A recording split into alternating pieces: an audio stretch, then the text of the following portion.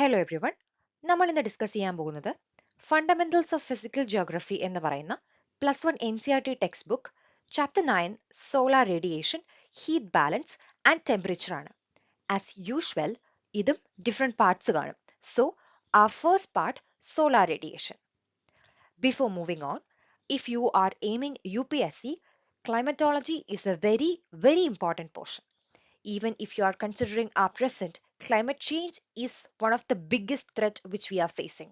So, as civil servants or as common man, we should be aware of the what and why of climatic issues we are facing. Chapter ഡീറ്റെയിൽസിലോട്ട് കടക്കുന്നതിന് മുന്നേ നമുക്ക് circular ഷേപ്പും elliptical ഷേപ്പും real ലൈഫിൽ geometry ഇല്ലാതെ എങ്ങനെ വരയ്ക്കാമെന്ന് നോക്കാം. ഐ മീൻ ഇൻസ്ട്രുമെന്റ് ബോക്സ് ഇല്ലാതെ എങ്ങനെ വരയ്ക്കുമെന്ന് നോക്കാം. സപ്പോസ് നിങ്ങൾ ഒരു വലിയ ഗ്രൗണ്ടിൽ നിൽക്കുകയാണ്. ഓക്കെ, ഈ ഗ്രൗണ്ടിൽ നടുക്കായിട്ട് ഒരു പോസ്റ്റ് ഉണ്ട്, നിങ്ങളുടെ കയ്യിൽ ഒരു റോപ്പ് ഉണ്ട്. ഈ ഗ്രൗണ്ട് മണലുള്ള ഗ്രൗണ്ട് ആണല്ലോ. സോ നിങ്ങൾ ഈ റോപ്പിന്റെ ഒരു എൻഡ്, ഒരറ്റം ഈ പോസ്റ്റിലോട്ട് കെട്ടുകയാണ്. കെട്ടുന്നത് കുറച്ച് ലൂസ് ആയിട്ടാണ്, അതായത് ഇളകിപ്പോയില്ല, താഴോട്ട് വീഴില്ല. പകരം അവിടെ നിങ്ങൾ കെട്ടുന്ന സ്ഥലത്ത് നിൽക്കും, പക്ഷെ അത് കുറച്ച് ലൂസ് ആയിട്ടാണ് കെട്ടിയിരിക്കുന്നത്. എന്നിട്ട് അതർ എൻഡ് നിങ്ങൾ നിങ്ങളുടെ വേസ്റ്റിലോട്ട് കെട്ടിയിട്ട് ഇവിടുന്ന് സ്ട്രെയിറ്റ് ആയിട്ട് അങ്ങ് നടന്നു.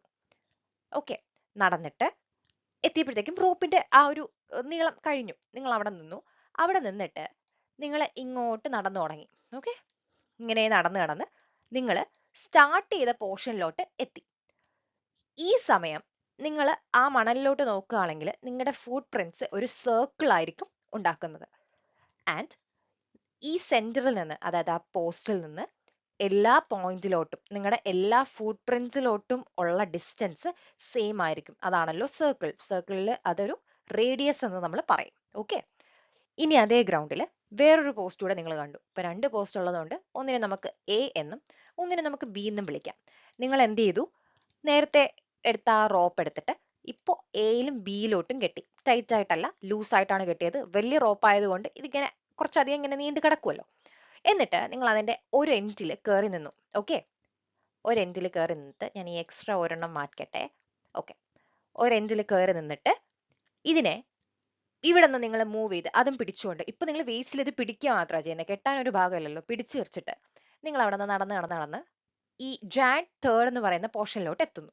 സോ ഈ സമയം നിങ്ങളുടെ കയ്യിൽ ഉള്ള ആ ഒരു റോപ്പും പിടിച്ച് നിങ്ങൾ ഇവിടെ നിൽക്കുകയാണ്. അപ്പൊ ഇതൊരു സ്ട്രെയിറ്റ് ലൈൻ അല്ലേ? ആ ഒരു ഇമാജിൻ ചെയ്യുക, ആ ഒരു സിനാരിയോയിൽ എ മാത്രമായിരിക്കും നിങ്ങൾക്ക് കാണുന്നത്. എനിവേസ്, നിങ്ങൾ ജാൻ തേർഡിന്ന് നടക്കുകയാണ്. ഞാൻ എന്തുകൊണ്ട് ഇതിനെ ജാൻ തേർഡ് എന്ന് പേരിട്ടു എന്ന് നിങ്ങൾക്ക് വഴിയെ മനസ്സിലാവും. സോ ജാൻ തേർഡിന്ന് നിങ്ങൾ നടന്ന് ജൂലൈ 4 വഴി തിരിച്ച് ജാൻ തേർഡിലോട്ട് നിങ്ങൾ എത്തി. ഇത്തവണ നിങ്ങൾ നോക്കുമ്പോൾ അതൊരു എലിപ്സ് ആയിരിക്കും. ഓക്കെ, ആൻഡ് ഈ പാത്ത് നമുക്ക് കുറച്ച് ഇമ്പോർട്ടൻ്റ് ആണ്. സോ നമുക്കതൊന്ന് വരച്ചു നോക്കാം. A to Jan third, B to Jan third. Okay, കയറല്ലേ, നമുക്ക് വലിച്ചു കെട്ടാം. അങ്ങനെ നിങ്ങൾ നിന്നിട്ട് എ ടു ഈ ഒരു പോയിന്റ്, ബി ടു ഈ ഒരു പോയിന്റ്. ഓക്കെ, ഈ ഡിസ്റ്റൻസ് ഒന്ന് നോക്കൂ. എയിൽ നിന്ന് ഈ പോയിന്റിലോട്ട് ഡിസ്റ്റൻസ് കുറവാണ്, ബിയിൽ നിന്ന് കൂടുതലാണ്. അഗൈൻ ഈ ഒരു പോയിന്റ് എടുക്കുകയാണ്. എയിൽ നിന്ന് അത് കുറച്ച് കൂടുതൽ കൂടി, പക്ഷെ ബി കുറഞ്ഞു വരികയാണ്. ഇതുപോലെ ഞാൻ ഈ ജൂലൈ 4 എന്ന് പറയുന്ന പോയിന്റ് എടുക്കുകയാണ്.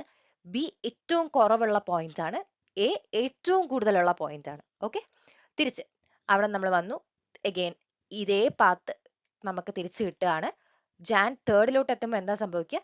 പഴയതുപോലെ ബി കൂടുതൽ, എ കുറവ്. ഈ ഒരു ഐഡിയ, അതായത് എ ടു ജാൻ 3 നിങ്ങളുടെ ഡിസ്റ്റൻസ് കുറവാണെന്നും ബി ടു ജാൻ 3 ഡിസ്റ്റൻസ് കൂടുതലാണെന്നും ഓർക്കുക. ഈ ഒരു ആനിമേഷൻ നോക്കിയേ, നിങ്ങൾക്ക് ഉറപ്പായിട്ടും സണ്ണും ഏതോ ഒരു പ്ലാനറ്റും തമ്മിലുള്ള ആ ഒരു റിലേഷൻ ആണെന്ന് മനസ്സിലായി കാണും. സോ നമ്മുടെ പ്ലാനറ്ററി മോഷൻ എക്സ്പ്ലെയിൻ ചെയ്യാൻ ഫിസിക്സിൽ കെപ്ലേഴ്സ് ലോ എന്ന് പറഞ്ഞിട്ടൊരു ലോ ഉണ്ട്. First law, second law, third law എന്ന് പറഞ്ഞിട്ട് 3 ലോസ് ഉണ്ട്. നിങ്ങൾ പേടിക്കേണ്ട, നിങ്ങൾ എന്തായാലും ഞാൻ കെപ്ലേഴ്സ് ലോ ഒന്നും പഠിപ്പിക്കാൻ പോകുന്നില്ല. പകരം കുറച്ച് മുന്നേ കുറച്ച് കഠിനാധ്വാനം ചെയ്യിപ്പിച്ചല്ലോ, അതിന്റെ ഇൻസൈറ്റ്സ് നമുക്കിവിടെ ആവശ്യമാണ്. അതായത് നേരത്തെ നമ്മൾ നടന്ന ആ ഒരു പാത്തിന്റെ പേര് എലിപ്സ് എന്നാണ്. എ എന്നും ബി എന്നും രണ്ട് പോയിന്റ്സ് ഉണ്ടായിരുന്നു. ആ രണ്ട് പോയിന്റ്സും ആ എലിപ്സിനെ സംബന്ധിച്ച് നമ്മൾ ഫോക്കസ് പോയിന്റ്സ് എന്ന് വിളിക്കും. രണ്ടിനെയും കൂടെ ഒരുമിച്ച് വിളിക്കുമ്പോൾ പ്ലൂരൽ ഫോസൈ എന്ന് നമുക്ക് വിളിക്കാം. ഓക്കെ, നമുക്ക് നിങ്ങളെ റീപ്ലേസ് ചെയ്തുകൊണ്ട് അവിടെ ഒരു പ്ലാനറ്റിനെയും എ എന്ന് പറയുന്നതോ ബി എന്ന് പറയുന്നതോ പോയിന്റ്സ് ഇല്ലേ, അതിന് പകരം സണ്ണിനെ വെക്കാം. എയിലോ ബിയിലോ വെക്കാം. എൻ്റെ കംഫർട്ടിന് ഞാൻ എയിൽ സണ്ണിനെ പ്ലേസ് ചെയ്യുന്നു. എ എന്ന് പറയുന്ന പോയിന്റ്, അവിടെ സണ്ണുണ്ട്. ബി എന്ന് പറയുന്ന പോയിന്റ് നമ്മളിപ്പോൾ കൺസിഡർ ചെയ്യുന്നില്ല. ആ മൂവ് ചെയ്യുന്ന ബോഡിയാണ് പ്ലാനറ്റ്. സോ അത് ഇങ്ങനെയാണ് മൂവ് ചെയ്യുന്നത്. സോ എയു ആയിട്ടുള്ള ഡിസ്റ്റൻസ് കണ്ടോ, എവിടെയാ കൂടുന്നത് എവിടെയാ കുറയുന്നത്, അതൊക്കെ ഇമ്പോർട്ടൻ്റ് ആണ്. ശരി, the orbit of a planet around the sun is not a perfect circle. It's an ellipse, a flattened circle. The sun occupies one focus of the ellipse. എയിലുള്ള സണ്ണും ഇവിടെയുള്ള പ്ലാനറ്റും തമ്മിലുള്ള ഈ ഒരു ഡിസ്റ്റൻസ് ഉണ്ടല്ലോ, ഇത് വളരെ ഇമ്പോർട്ടൻ്റ് ആണ്. ഇത് സണ്ണാണല്ലോ. സോ ഈ ഡിസ്റ്റൻസ് കൂടുമ്പോൾ ചൂട്, ഇൻസുലേഷന്റെ അളവ് കുറയല്ലേ ചെയ്യുന്നത്. അടുത്തായിരിക്കുമ്പോൾ കൂടുകയും ചെയ്യും. ഓക്കെ, അതുപോലെ തന്നെ നിങ്ങൾ ശ്രദ്ധിച്ചോ എന്ന് എനിക്കറിയില്ല, ഈ ഒരു ആനിമേഷനിൽ നമ്മുടെ പ്ലാനറ്റ് സണ്ണിന് അടുത്തോട്ട് വരുമ്പോൾ സ്പീഡ് കൂടുതലും ദൂരോട്ട് പോകുമ്പോൾ സ്പീഡ് കുറവുമാണ് അല്ലേ. അതും ഒരു നോട്ടീസ് ചെയ്യേണ്ട പോയിന്റ് ആണ്. ആ സ്പീഡ് ഡിഫറൻസിലെ അതിന്റെ കാരണമാണ് ഈ സ്ലൈഡിൽ പറഞ്ഞിരിക്കുന്നത്. The closer a planet is to the sun, the stronger the sun's gravitational pull on it and the faster it moves. എനിക്ക് തോന്നുന്നു അത് കുറച്ച് സ്ട്രേറ്റ് ഫോർവേഡ് ആയിട്ടുള്ള ഒരു സ്റ്റേറ്റ്മെന്റ് ആണ്. ഗ്രാവിറ്റേഷണൽ പുള്ളും ആ ഒരു വെലോസിറ്റിയുടെയും എന്താ പറയാ റിലേഷൻ. ആൻഡ് ഫിസിക്സിൽ പറയുമ്പോൾ കൺസർവേഷൻ ഓഫ് മൊമെന്റം എന്നൊക്കെ പറഞ്ഞിട്ട് കുറേ കാര്യങ്ങളൊക്കെ നമുക്കിതിൽ പറയാം. ജസ്റ്റ് നമുക്കിവിടെ ആവശ്യം ഇതാണ്. ഓക്കെ, സൺറേസ് നമ്മുടെ ഭൂമിയിൽ വന്ന് വീഴുന്ന ഇൻക്ലിനേഷൻ, ആ ഒരു ഐഡിയ വളരെ ഇമ്പോർട്ടൻ്റ് ആണ്. നമ്മൾ ഇനി അങ്ങോട്ട് പോകുമ്പോഴും അത് നമുക്ക് ഒരുപാട് സ്ഥലത്ത് ആവശ്യമുണ്ട്. അവിടെ രണ്ട് ആംഗിൾസ് പറയുന്നുണ്ട്, 66.5 and 23.5. നിങ്ങൾക്ക് വേണമെങ്കിൽ അത് കാണാതെ പഠിക്കാം കേട്ടോ. ഇത്രയും എങ്ങനെയാണെങ്കിലും നിങ്ങൾ ഈ ഒരു പാർട്ട് അങ്ങ് സ്കിപ്പ് ചെയ്ത് കളഞ്ഞാൽ മതി. ഇല്ല, നിങ്ങൾക്ക് കാണാതെ പഠിക്കണ്ട, കുറച്ച് അതിനെക്കുറിച്ചുള്ള ഐഡിയ അറിഞ്ഞു പഠിക്കണമെങ്കിൽ ഈ ഒരു 2D image of the earth, like ഒരു സർക്കിളിന്റെ ഇമേജ് ആണ്, അതൊന്ന് നോക്കുക. ഞാനിപ്പോൾ പറയാൻ പോകുന്ന ഐഡിയ ഒന്ന് ഓർത്തു. സോ നമ്മുടെ സർക്കിൾ, നമ്മുടെ എർത്തിന്റെ 2D ഇമേജ് ആണെന്ന് ഞാൻ പറഞ്ഞല്ലോ. ഇതാണ് ആ ഒരു സർക്കിൾ എന്ന് പറയുന്നത്. ഈ ഒരു സർക്കിളിന്റെ നമ്മൾ ലൈക്ക് എക്സ്പെക്റ്റഡ് ആയിട്ടുള്ള അതിന്റെ ആക്സിസ് എന്ന് പറയുന്നത് ഇതാണ് അല്ലെ. പക്ഷെ യഥാർത്ഥത്തിൽ എർത്തിന്റെ ആക്സിസ് ഒന്ന് ടിൽറ്റഡ് ആണ്. 23.5 ഡിഗ്രി ഒന്ന് ടിൽറ്റഡ് ആണ് ഫ്രം ദിസ്. ഓക്കെ, ഇതൊരു സർക്കിൾ ആയിരുന്നു അല്ലേ. അപ്പൊ ഈ ഒരു സർക്കിളിന്റെ ടോട്ടൽ എന്ന് പറയുന്നത് 360 ഡിഗ്രി ആയിരിക്കും. ഞാനിപ്പോ ഇതിനെ 1 2 3 4 പാർട്ടായിട്ട് ഡിവൈഡ് ചെയ്തിട്ടുണ്ട്. ഡോട്ടൽ ലൈൻ മാത്രമാണ് നോക്കുന്നത്. സോ 4 ആയിട്ട് ഡിവൈഡ് ചെയ്യുമ്പോൾ 360 ഡിവൈഡഡ് ബൈ 4 ഒരു പാർട്ട് 90 ഡിഗ്രി ആയിരിക്കും. ആ 90 ഡിഗ്രിയാണ് ഇത്രയും. അതിൽ ഇത്രയും എന്ന് പറയുന്നത് 23.5. അങ്ങനെയാണെങ്കിൽ എത്ര ആയിരിക്കും? 66.5 ഡിഗ്രി. ഓൾറൈറ്റ്, ഇനി എർത്ത് സണ്ണിന് ചുറ്റും ഓർബിറ്റ് ചെയ്യുന്ന ആക്സിസ്, ഇതാണ് എർത്തിന്റെ ആക്സിസ് അല്ലേ. ഇനി എർത്ത് സണ്ണിന് ചുറ്റും ഓർബിറ്റ് ചെയ്യുന്ന ആക്സിസ് എന്ന് പറയുന്നത് ഇങ്ങനെ ആയിരിക്കും അല്ലെ. ഞാൻ കറക്റ്റ് ആയിട്ട് വരച്ചോ എന്ന് എനിക്കറിയത്തില്ല. ഈ ഒരു ഫോക്കസിൽ സൺ ഇരിക്കുകയാണെങ്കിൽ ഇത് ഇങ്ങനെ ആയിരിക്കും മൂവ് ചെയ്യുന്നത്, ഇങ്ങനെ. ഓക്കെ, സോ ഈ ഒരു പ്ലെയിൻ ഞാനിപ്പോൾ പറയുന്നത്, നിങ്ങളൊരു ബോയിൽഡ് എഗ് എടുക്കുകയാണ്, അതിനെ നടുക്കുന്ന് മുറിക്കുകയാണെങ്കിൽ ആ നിങ്ങളുടെ കത്തി പോകുന്ന ആ ഒരു ഭാഗമില്ലേ നടുക്ക്, ആ ഒരു ഭാഗം, അതിനെയാണ് ആ ഒരു പ്ലെയിൻ എന്ന് പറയുന്നത്. സോ ആ ഒരു ഓർബിറ്റിന്റെ പ്ലെയിൻ, ഓർബിറ്റൽ പ്ലെയിനും നമ്മുടെ സൺ റേസും ആയിട്ടുള്ള ആംഗിൾ, അത് വളരെ ഇമ്പോർട്ടൻ്റ് ആണ്. അപ്പൊ ഓർബിറ്റലിന്റെ പ്ലെയിൻ എന്ന് പറയുന്നത് ഞാൻ ഈ വരച്ചിരിക്കുന്ന വരയാണ്. ഓക്കെ, ഈ ഒരു പ്ലെയിനും നമ്മുടെ സൺ റേസ് വന്ന് വീഴുന്നത് എന്തായാലും ഇങ്ങനെ ആയിരിക്കും അല്ലെ. ഇതും തമ്മിലുള്ള ആംഗിൾ അത് 66.5 ഡിഗ്രിയാണ്. നമുക്ക് ചാപ്റ്ററിലോട്ട് കടക്കാം. The Earth's surface receives most of its energy in short wavelengths. The energy received by the Earth is known as incoming solar radiation, which in short is termed as insolation. So ഞാൻ പല പല highlighters use ചെയ്ത് highlight ചെയ്തിരിക്കുന്ന കാര്യം എന്ന് വെച്ചാൽ ഈ ഒരു സെറ്റ് ഓഫ് ഇൻഫർമേഷനെയാണ്, ഒരേ കാര്യങ്ങളെയാണ് ഒരു ഹൈലൈറ്റർ വെച്ച് ഹൈലൈറ്റ് ചെയ്തിരിക്കുന്നത്. സോ ഇൻസുലേഷൻ എന്ന് വെച്ചാൽ സണ്ണിൽ നിന്ന് ഇൻകമിംഗ് ആയിട്ടുള്ള റേസിനെയാണ് നമ്മൾ ഇൻസുലേഷൻ എന്ന് വിളിക്കുന്നത്. The solar output received at the top of the atmosphere varies slightly in a year due to the variation in the distance between the Earth and the Sun. ഞാൻ ഇങ്ങനെ ഇപ്പോൾ സണ്ണിനെയും എർത്തിനെയും കുറിച്ച് പറയുമ്പോൾ നിങ്ങളുടെ ആക്ടിവിറ്റി നിങ്ങൾ ഓർക്കുക, അവിടെ എയും നിങ്ങളും തമ്മിലുള്ള ഡിസ്റ്റൻസ് ഡിഫറെൻ്റ് ആയിരുന്നു. ആദ്യം നമ്മൾ സ്റ്റാർട്ട് ചെയ്ത പോയിന്റിൽ അത് കുറവായിരുന്നു, എന്നാൽ ബിക്ക് അടുത്തുള്ള പോയിന്റിൽ അത് വളരെ കൂടുതലായിരുന്നു. സോ അത് സണ്ണാണെങ്കിൽ ഉറപ്പായിട്ടും ബിക്ക് അടുത്തുള്ള പോയിന്റിൽ നിങ്ങൾക്ക് വളരെ കുറച്ചായിരിക്കും ആ ഒരു എർത്ത് എന്ന് പറയുന്ന പ്ലാനറ്റ്. സോ നമ്മളെ സംബന്ധിച്ച് എർത്ത് ആണ്, പക്ഷെ വേറെ പ്ലാനറ്റ് ആണെങ്കിലും ഇതേ അവസ്ഥ തന്നെയാണ്. പ്ലാനറ്ററി മോഷന്റെ സമയത്ത് ഞാൻ പറഞ്ഞല്ലോ. സോ ആ ഒരു പോയിന്റിൽ നമുക്ക് വളരെ കുറച്ചായിരിക്കും റേഡിയേഷൻ കിട്ടുന്നതെന്നാണ് പറയുന്നത്.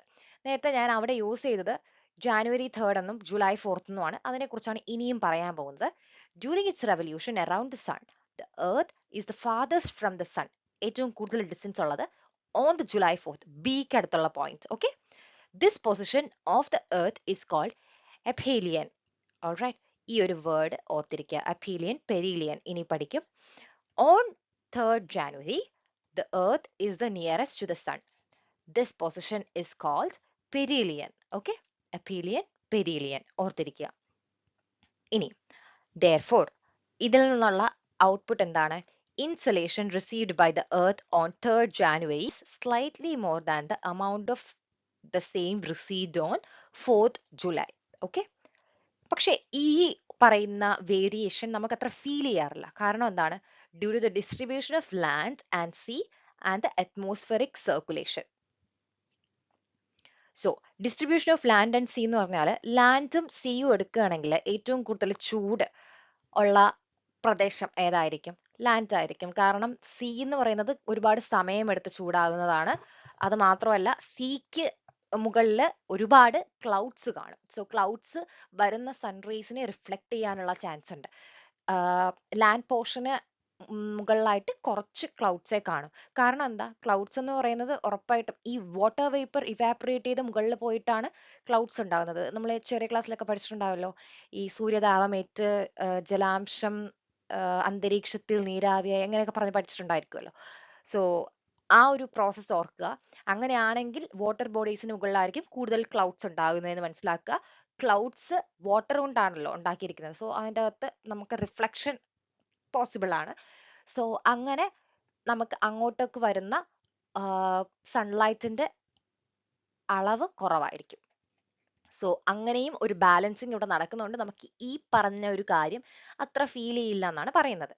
Hence this variation in the solar output does not have great effect on daily weather change on the surface of Earth. Moving on to the next topic, variability of insolation at the surface of the Earth. The amount and intensity of insolation vary during the day, in a season and in a year. So ഒരു വർഷത്തിലാണെങ്കിലും സീസൺസിലാണെങ്കിലും even in A ഡേയും നമുക്ക് ഇൻസുലേഷന്റെ ആ ഒരു intensity different ആയിരിക്കും. ഒരു ദിവസത്തിൽ ഏറ്റവും ചൂട് കൂടിയ സമയം ഉച്ചയ്ക്ക് 12 മണിയാണോ? ഒന്ന് ആലോചിച്ചിട്ട് പറയുക കേട്ടോ. സോ സീസൺസ് പറയുമ്പോൾ സമ്മറിൽ ചൂട് കൂടുതലാണ്, ബാക്കി എല്ലാത്തിലും കുറച്ച് ചൂട് കുറവായിരിക്കും. ആൻഡ് ഇൻ എ ഇയർ നമ്മൾ നേരത്തെ പറഞ്ഞില്ലേ, എ എന്ന് പറയുന്ന പോയിന്റ് നമ്മൾ തമ്മിലുള്ള ഡിഫറൻസ് കൂടി വരുന്ന സമയത്ത് ചൂട് കുറവായിരിക്കും. തൊട്ട് മുന്നേ പറഞ്ഞ പോയിന്റ് അതാണ് ഓർക്കേണ്ടത്. ഇനി the factors that cause these variation in insolation are the rotation of Earth on its axis, the angle of inclination of sun's rays, the length of the day. ഇതാണ് 3 മെയിൻ പോയിന്റ്സ്. പിന്നെ the transparency of the atmosphere, the configuration of land in terms of its aspect. Last ഉള്ളത് less influence ആണ് ഉണ്ടാക്കുന്നതെന്നാണ് പറയുന്നത്. So അതാണ് green highlights ഇട്ടിരിക്കുന്നത്, important ആയിരുന്നു.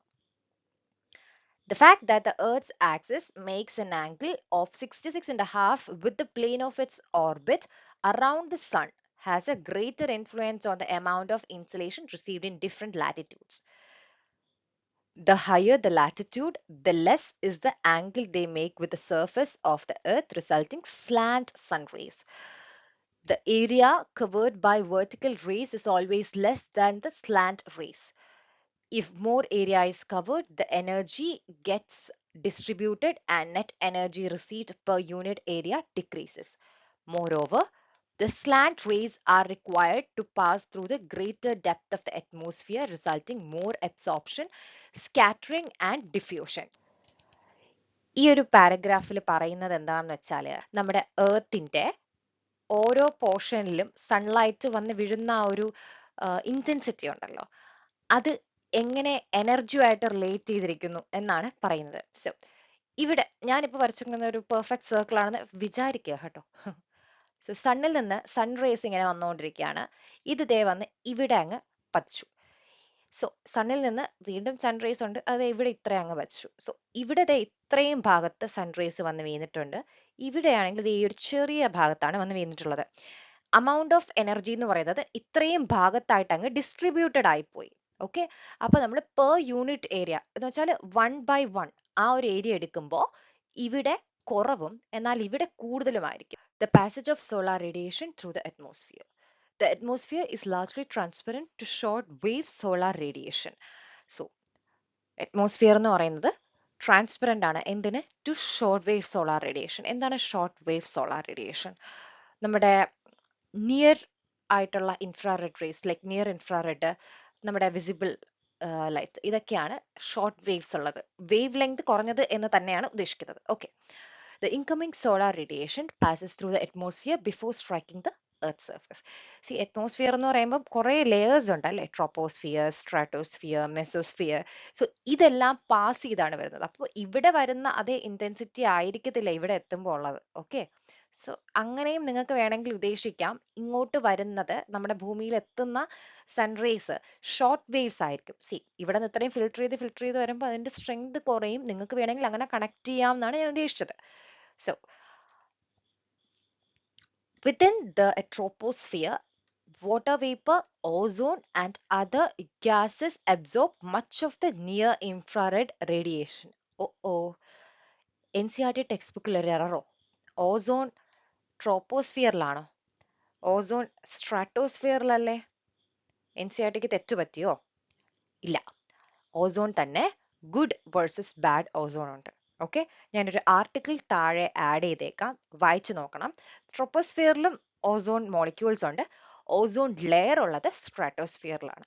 Okay, so അതിനെക്കുറിച്ച്, അതിന്റെ അബ്സോർപ്ഷനെ കുറിച്ചാണ് ഈ ഒരു പോയിന്റിൽ പറഞ്ഞത്. Small suspended particles in the troposphere scatter visible spectrum both to the space and towards the earth surface. Scattering എന്ന് പറയുന്ന ഒരു ഫിസിക്സ് റിലേറ്റഡ് ഒരു ടോപ്പിക് ആണ്.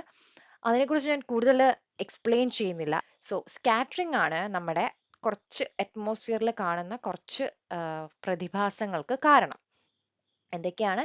This process add the colors to the sky of the rising and the setting sun, and the blue color of the sky are the results of scattering of the light within the atmosphere.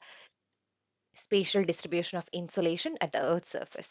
നേരത്തെ നമ്മൾ പറഞ്ഞിരുന്നു, clouds കൂടുതലുള്ള ഭാഗത്ത് ഇൻസുലേഷന്റെ അളവ് കുറവായിരിക്കും. കാരണം clouds ആ വരുന്ന റേസിനെ റിഫ്ലക്ട് ചെയ്യുമെന്ന് പറഞ്ഞിരുന്നു.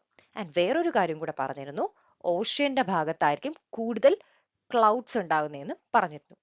സോ ഈ രണ്ട് പോയിന്റ്സും ഓർത്തിരിക്കുക. ഇപ്പൊ ഞാൻ ഒരു ക്വസ്റ്റ്യൻ പറയാം. Maximum insolation is received over the subtropical desert where the cloudiness is the least. Okay, clouds least ആണ്, അവിടെ കൂടുതൽ ഇൻസുലേഷൻ കിട്ടി. ഇതിന് കാരണം എന്താണ്? ഞാൻ പറഞ്ഞ രണ്ട് പോയിന്റ്സ് ഓർത്തിരുന്നാൽ, ഒന്ന് നമ്മുടെ ഓഷ്യാനിക് റീജിയനിലായിരിക്കും കൂടുതൽ ക്ലൗഡ്സ് ഉണ്ടാകുന്നത്. രണ്ട്, മാക്സിമം ഇൻസുലേഷൻ കിട്ടുന്നത് ക്ലൗഡ്സ് ഇല്ലാത്ത ഭാഗത്തായിരിക്കും. ഇത് രണ്ടും ഓർത്തിട്ട് വേൾഡ് മാപ്പ് ഒന്നെടുത്ത് നോക്കുക. നമ്മുടെ ലാൻഡ് മാസിന്റെ ഡിസ്ട്രിബ്യൂഷൻ ഒന്ന് നോക്കുക. എന്നിട്ട് ഇതിന്റെ ആൻസറും കൊണ്ട് വരിക. Okay, at the same latitude, generally at the same latitude, the insulation is more over the continent than over the ocean. അപ്പോൾ ഈ ഒരു ചാപ്റ്ററിലെ ഫസ്റ്റ് പോർഷൻ നമ്മൾ കവർ ചെയ്തിട്ടുണ്ട്. നിങ്ങൾക്ക് ഇത് ഹെൽപ്ഫുൾ ആയി എന്ന് ഞാൻ വിചാരിക്കുന്നു.